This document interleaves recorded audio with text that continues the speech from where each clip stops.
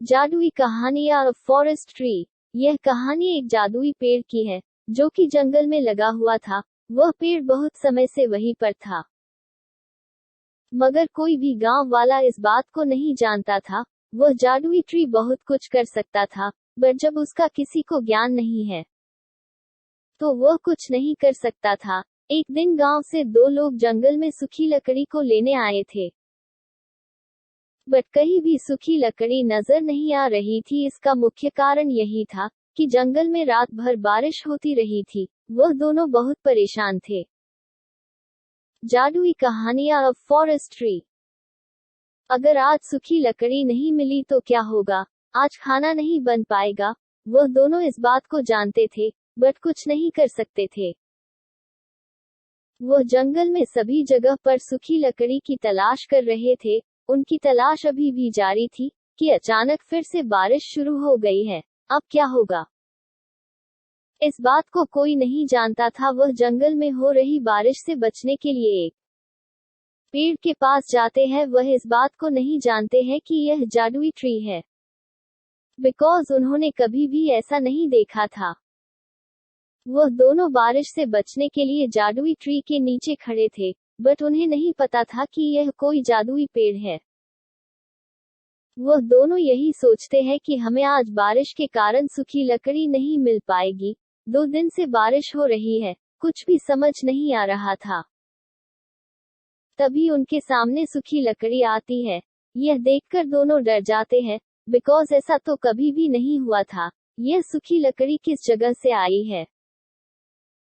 वह उस जादुई ट्री की ओर देखते हैं, बट कुछ समझ नहीं आता है।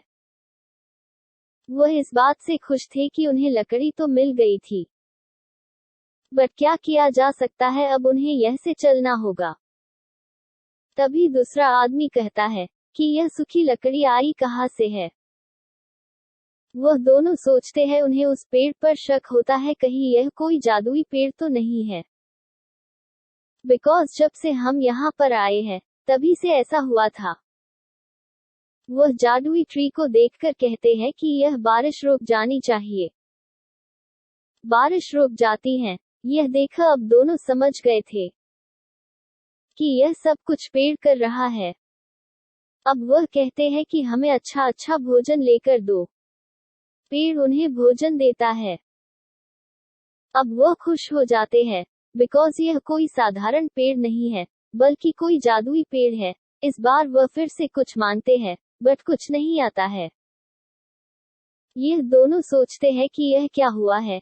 यह जादुई ट्री काम नहीं कर रहा है। अब पेड़ की बारी थी। वह पेड़ कहता है कि मैंने तुम्हें 3 वरदान दिए हैं, वह मैंने पूरे किए हैं।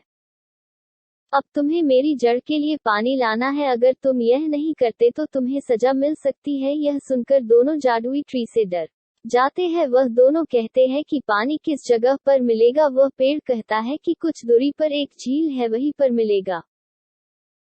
वह पेड़ उन्हें एक बर्तन देता है। अगर तुम दोनों भागते हो तो तुम्हें सजा मिल सकती है। वह दोनों बर्तन लेकर झील के किनारे पर जाते हैं।